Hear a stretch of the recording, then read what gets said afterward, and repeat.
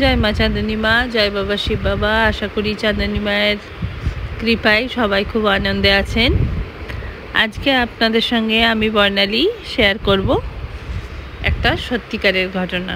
এই ঘটনাটি আমি শুনেছি আমার বন্ধু ববিতার কাছ থেকে। ববিতা আমার সঙ্গে বহুদিন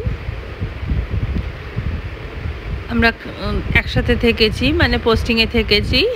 ও সায়েন্টিস্ট, ওর ফ্যামিলি পুরোই ওরা সায়েন্টিস্ট হলেও ওরা ভগবানের খুব মানে, এবং ওদের বাড়ি ওরা জ্যোতিষ চর্চাও করে।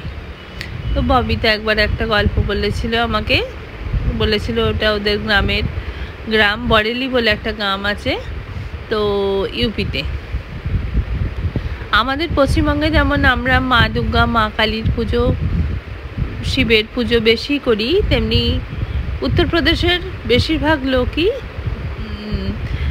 মানে শ্রীকৃষ্ণের ভক্ত, শ্রীকৃষ্ণ রাধারানী ভক্ত। তো এরকম ওদের গ্রামে একটা পরিবার ছিল, দরিদ্র পরিবার, কিন্তু এই ভদ্রমহিলা ভদ্রলোক খুব ঈশ্বর মানতেন, মানে শ্রীকৃষ্ণকে মানতেন।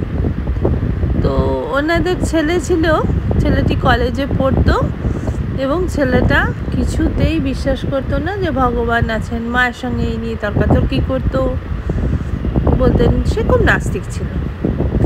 এইবার একদিন সে মায়ের সঙ্গে এই ভগবানের কথা নিয়ে ঝগড়া হয়েছে, তখন বললো যে আমি তাহলে মামার বাড়িতে ঘুরে আসি। এবার মামার বাড়িতে যখন ঘুরে, তার কাছে একটা সাইকেল ছিল, সাইকেলে করে মামার বাড়ি 4-5 মাইল হবে।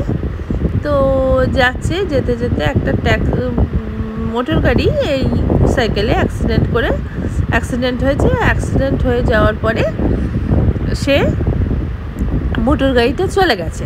এবার ধুধু খালি রাস্তা, গ্রামের রাস্তা, কেউ নেই। ও বলছে যে হেল্প হেল্প, আমাকে বাঁচাও, কেউ নেই। তখন হঠাৎ মায়ের কথা মনে পড়লো।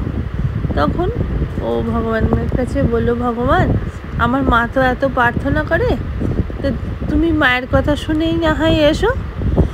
তারপরে এইটা বলার পরেই মিনিট 2-এর মধ্যে একটা রিস্কালা ঠিক না, মানে ভ্যানওয়ালা আর কি, সবজি নিয়ে ওখান দিয়ে যাচ্ছিল। তখন কিন্তু সবজিওয়ালা ভ্যানওয়ালা এরকম যাওয়ার কথাই না। সে যাই হোক, তাকে নিয়ে গিয়ে হসপিটালাইজড করে তার বাড়িতে খবর দিল। তখন তখন তার বাবা মা এলো যখন, তখন বললো যে আচ্ছা, আপনি এরকম উপকার করলেন, আপনি আমাদেরকে ওই আপনার নাম ঠিকানাটা দিয়ে যান। তো নাম ঠিকানাটা সে লিখে দিয়ে গেল। তো বললো যে আমার নাম বাকে বিহারী। তো তারপরে সে দিয়ে চলে গেছে। তারপরে অনেক দিন হয়ে গেছে, তার মা বলল যে এখন ছেলে সম্পূর্ণ সুস্থ হয়ে গেছে, আর উনি তো কিছু নেননি, তা ওনার সঙ্গে দেখা করে কৃতজ্ঞতা স্বীকার করাটা আমাদের খুব দরকার। তখন ও ছেলেটাকে বলল যে দেখ, বাকে বিহারী মানে স্বয়ং ভগবানই এসেছিলেন। তখন ছেলেটা বলছে না না, কোনো না, এই সবজিওয়ালাটার মন ভালো ছিল, তাই জন্য ও আমাকে হসপিটালাইজড করেছে। হ্যাঁ, এটার সাথে ঠাকুরের কোনো রিলেশন নেই। তখন ওর মা বললেন যে তাও চল, আমরা একবার গিয়ে ওনাকে ধন্যবাদ জানিয়ে আসে।